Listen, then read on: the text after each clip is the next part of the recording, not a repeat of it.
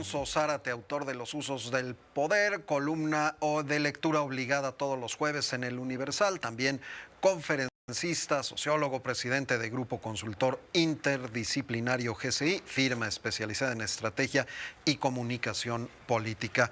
Maestro, muy buenas noches. ¿Qué Pues tal, Oscar? tema obligado, la detención del Mayo Zambada y de Joaquín Guzmán López. A mí me gustaría, más que especular en torno a motivaciones, a si efectivamente ellos se transportaron en un vuelo privado, si incluso pudiera haber la posibilidad de que la propia DEA los hubiera llevado desde México hasta El Paso. Más que eso, lo que me parece que es interesante es una especie de corte de caja sobre lo que ha sido la política del gobierno actual en torno al crimen organizado. Y decir que ya estamos en un momento de corte de caja y que podemos afirmar, me parece que con todos los pelos de la burra en la mano, que ha sido una estrategia absolutamente fallida, una estrategia fracasada, que desde luego se expresa en gran medida en esa frase que al presidente le gusta repetir de abrazos, no balazos. Y abrazos no balazos ha significado la negación del gobierno mexicano a cumplir con la responsabilidad esencial de un Estado democrático. Y incluso yo diría de un Estado, no solamente democrático, también un Estado autoritario tiene la responsabilidad de garantizar la vida, el patrimonio de quienes habitan en ese Estado. Y aquí en el caso de López Obrador, lo que él ha planteado es de una enorme ingenuidad. Por ejemplo, la idea de que un programa como el de Jóvenes Construyendo el Futuro le podía quitar sicarios a los criminales. Y yo creo que cualquier persona sensata entenderá que el modesto aporte a los jóvenes de este programa no tendría ningún efecto para persuadirlos a los malandros de inscribirse en los grupos criminales. ¿Por qué? Porque en los grupos criminales la figura simple del halconcito, con un horario libre, con condiciones particulares, le permitiría ganar en un día lo que un joven construyendo el futuro ganaría en un mes. Entonces, los muchachos con mala entraña no se van a ir al programa de Jóvenes Construyendo el Futuro porque les ofrezca unos cuantos pesos. Eso lo hacen los muchachos, digamos, sanos, los que efectivamente quieren insertarse en el mercado laboral formal. Por otro lado, también este gobierno ha cancelado o ha restringido la cooperación con las agencias de inteligencia de los Estados Unidos. Otro error muy importante, porque se trata de un problema que involucra a las dos naciones, que involucra a los dos gobiernos, y porque tenemos la experiencia a lo largo de muchos años que algunos de los golpes más serios, más espectaculares que ha dado supuestamente el gobierno mexicano han sido producto de la inteligencia de agencias como la DEA, que finalmente construyen todo el caso y se lo entregan en un momento determinado a la Marina o se lo entregan en aquel tiempo a la Procuraduría para que opere la detención de un capo.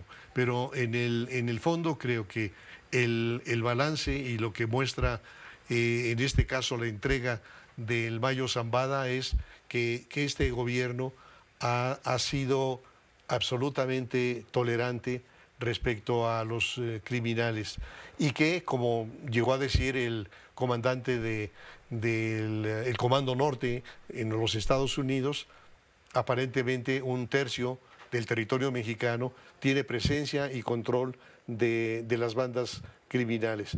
Así que creo que independientemente de lo que en las próximas horas vayamos conociendo sobre la detención del Mayo Zambada, sí podemos decir que este es uno de los renglones en donde la próxima administración tendrá que modificar totalmente la estrategia. Entre otras cosas, porque la apuesta de este gobierno a la Guardia Nacional es igualmente una apuesta fallida.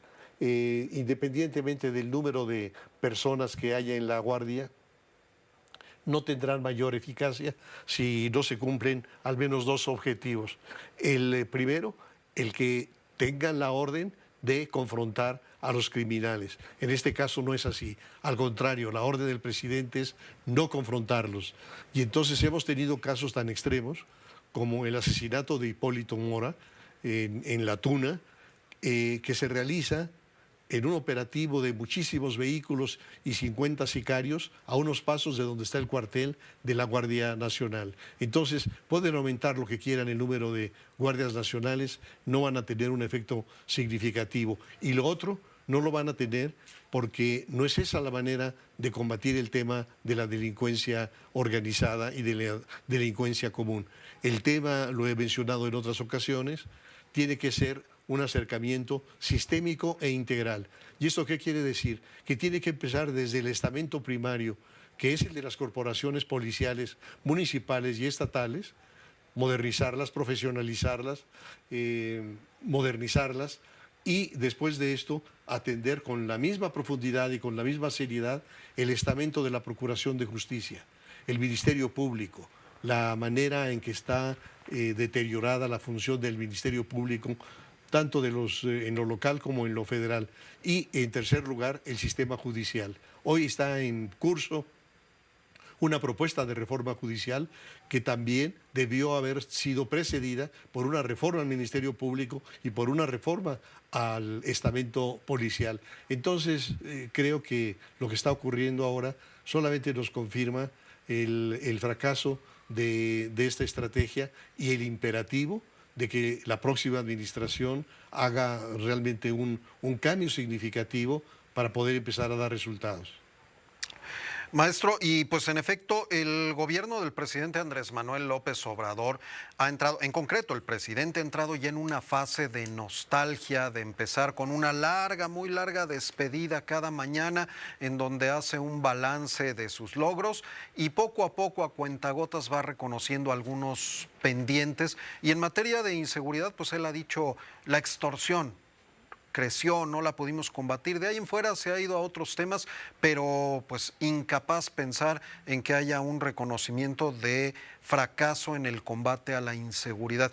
Y en esta etapa precisamente de nostalgia, de despedidas, pues el tema que nos abocaba hoy era: ¿podemos imaginarnos a un Andrés Manuel en el retiro, lejos del halago de sus seguidores, lejos de la información privilegiada, incluso lejos de toda la seguridad que lo rodea, viviendo ya en un retiro él solo, como dice, en un estado tan conflictivo como Chiapas, que precisamente es foco central de la información?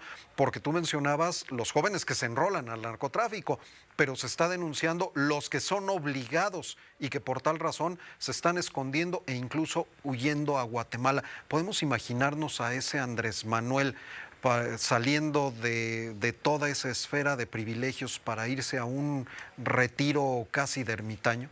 Yo creo, Oscar, que en un libro que publiqué hace 3 años, que se titula El país de un solo hombre, yo concluía que el presidente de la República ha construido las condiciones para desaparecer cualquier contrapeso institucional a su poder. Pero hay un capítulo en ese libro en donde yo narro una experiencia que vivió Andrés Manuel López Obrador todavía en aquel tiempo en que era presidente del Partido Revolucionario Institucional en Tabasco. El líder campesino en Tabasco, Darwin González Ballina, lo invita a un día de campo a la orilla del río Grijalba. López Obrador acude y, estando allá, le invita a que se den un chapuzón en el río. Y entran a nadar al río, pero de repente una corriente impide que Andrés Manuel logre salir a la superficie, a la orilla. Hace un segundo intento muy enérgico y la corriente lo retiene. Y entonces, exhausto, invoca a Dios. Y en ese momento logra salir finalmente. Ya no se queda al día de campo, sino que va a la casa de su madre, y doña Manuela lo lleva al templo y le dice: Andrés Manuel, si Dios te permitió vivir es porque tienes una misión. Y desde aquella experiencia, Andrés Manuel alcanzó la convicción de que él efectivamente estaba predestinado para algo extraordinario, Y eso lo ha manifestado a lo largo de muchos años, lustros y décadas. Y esta megalomanía, esta idea de que está destinado para grandes cosas, se expresa, entre otras cosas, en lo que él llama la cuarta transformación. Es decir, él dice que está llevando al país a una transformación de las dimensiones de la primera transformación, la independencia, la segunda, la reforma, la tercera, la revolución. Así que él tiene esta idea de trascendencia, de jerarquía histórica. Y yo he llegado a pensar que con las enfermedades que padece López Obrador, él pudo haber imaginado que no iba a terminar el sexenio vivo, es decir, que pudo haber muerto, y pudo haber muerto en Palacio Nacional.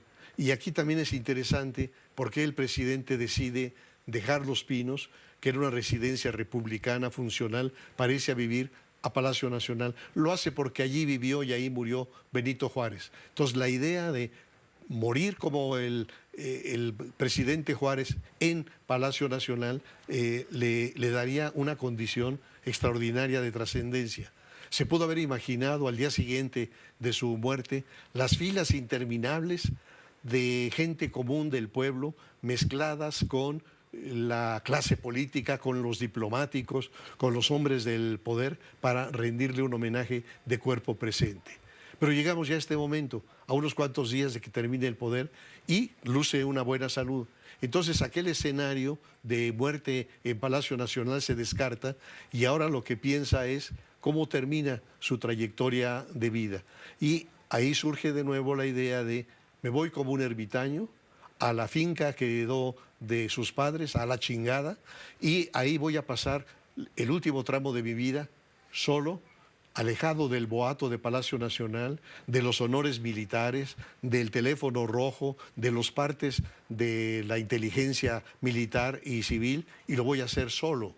Y esto es otra cosa que llama muchísimo la atención, Oscar, porque el día 17 su esposa, Beatriz Gutiérrez Müller, en un video nos dijo que ella no va a acompañarlo, que ella y su hijo, Jesús Ernesto, y de nuevo recordar que se llama Jesús por Jesucristo, Ernesto por el Che Guevara. Entonces que ella y su hijo se quedan aquí en México. Entonces se va profundamente solo.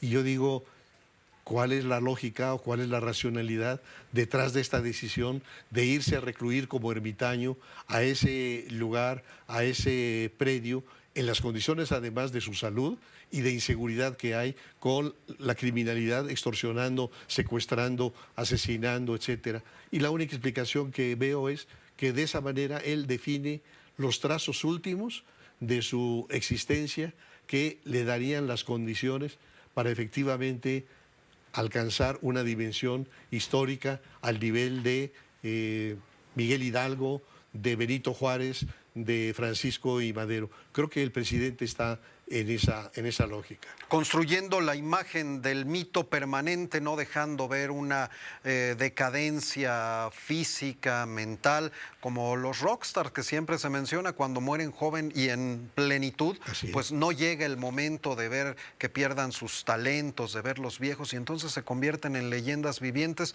Pues tal vez esta misma idea, ¿no?, de retirarse con la imagen del presidente todopoderoso, que logra vencer las adversidades políticas, físicas, de salud y todo lo que se le ponga enfrente, y ser recordado precisamente así. Sí, y además imagínate el contraste brutal de la manera en que un jefe del Ejecutivo en nuestro país ejerce la presidencia, y él particularmente, prácticamente un hombre todopoderoso, y al día siguiente, es decir, el primer día de su expresidencia, se encuentra de repente sin una agenda, sin toda la parafernalia que rodea a un presidente de la República.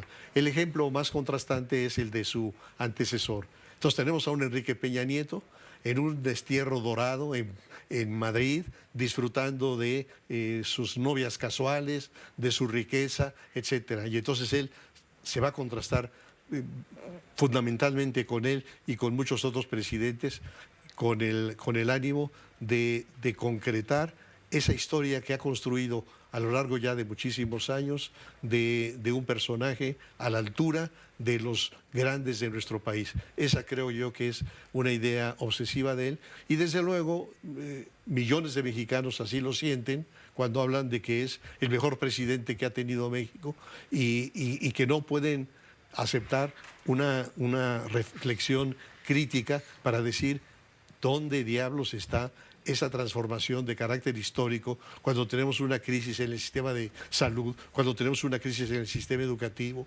cuando la economía en promedio de los 6 años va a crecer apenas al 1%, cuando él criticaba el 2.3% que crecía durante el periodo neoliberal. Entonces, bueno, se corresponde a este presidente megalómano la creencia de millones de mexicanos de que efectivamente es una figura de las más grandes dimensiones históricas.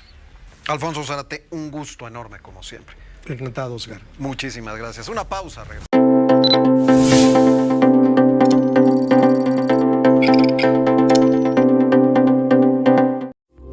Esta fue una producción de Grupo Fórmula. Encuentra más contenido como este en radioformula.mx.